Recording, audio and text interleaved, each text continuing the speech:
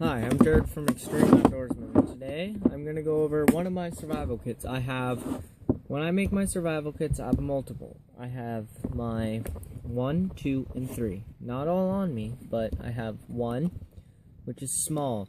Altoids can, or necklace, whistle thing. Something that I can have on my person at all times in case, let's say my bag falls in a river and I can't recover it. And then I also have the one that is in my kit.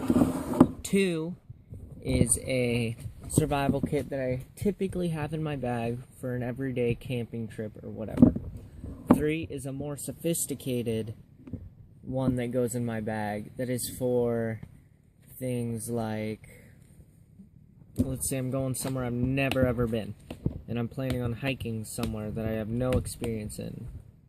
Then I would use 3. This one, at the moment, it is big, because usually my kits are like this big, but this one is going to be a 3 in the end. It's extremely light.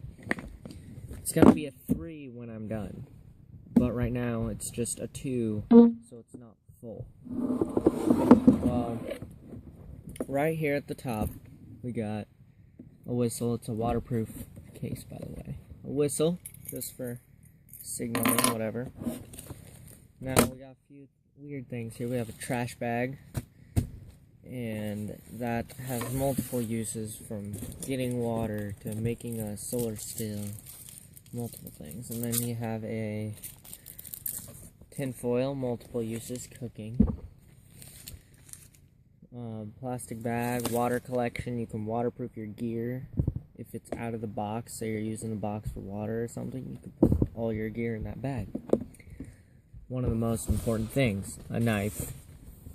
Now, when you're making a survival kit, you have to remember the C's. There's cutting edge, there's communication, there's cordage, there's multiple C's when making a survival kit.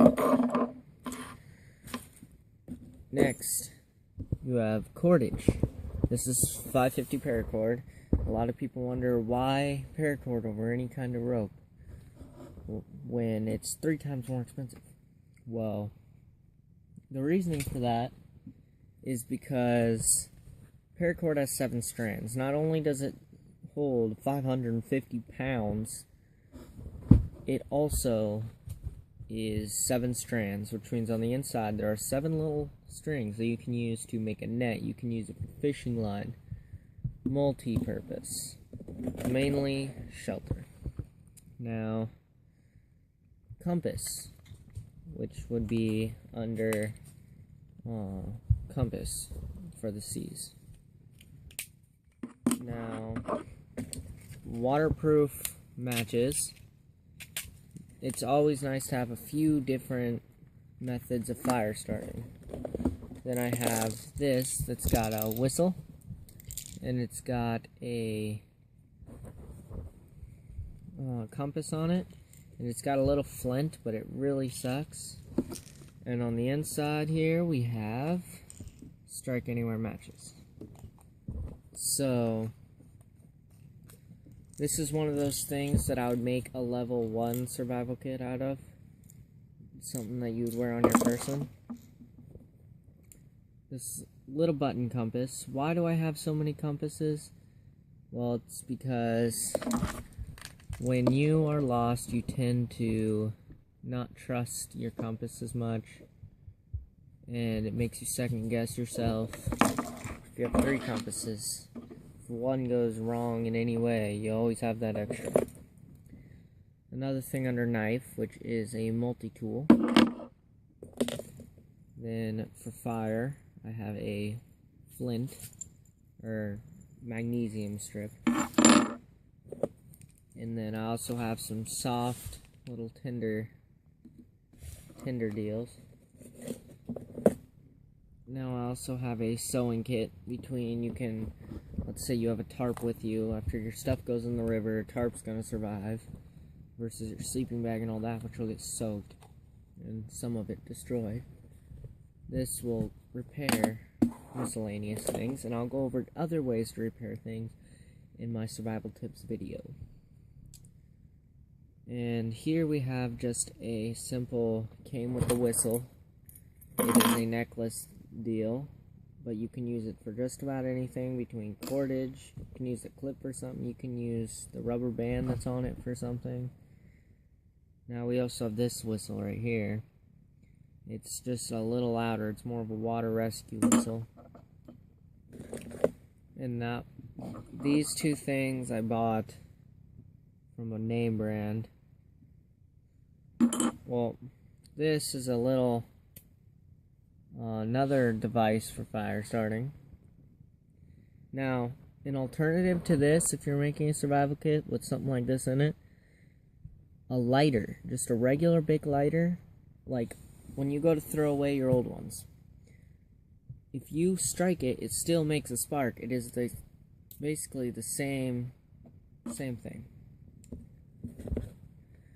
Duct tape. Huge useful. Well, these are just fire starters. Let's say your tinder's really wet. These things can come in handy. Do not use it unless you need to, I would have to say. Because you never know. It might start pouring down rain on you. Everything's wet, and these things can mean life and death. Now, when you look at these, they're huge sticks. You may be tempted to use the whole thing. But in the end, you really only need about this much of it. Just a small cube. Get off the table. Now, I also have a couple different... Why do I have two? Because, well, this one you can sleep in. It's a reflective blanket bag. And this is a large reflective blanket that you can use to reflect heat onto you. Two sources of staying warm. A fishing kit. It's got some single hook with leaders. It's got line. It has hooks, just stray hooks. It's got a couple soft plastic rage tails. Water purification. Now, if you in here, all I have for boiling water is that tin foil. So if you lost these, you can use that tin foil and you can boil water. But for the moment, I have this container, and I have those bags that I can just take a tablet and drop it in there. This is just first aid. And then I have these. They're little tea packets. I've got more first aid. It's wipes. More first aid, bandage. First aid, bandage, ibuprofen. Some antibiotic stuff in there. And then I got these 2 pins.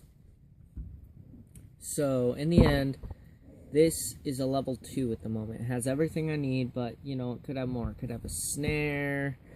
It could have a little bit of ammunition, because I always have my gun on me. It could have all sorts of things that I don't have. But, in the end, number 2 is your bare basic. This is what you have in your pack. It's going to have a little more, so I'll update. Oh, almost forgot this. Reflective mirror.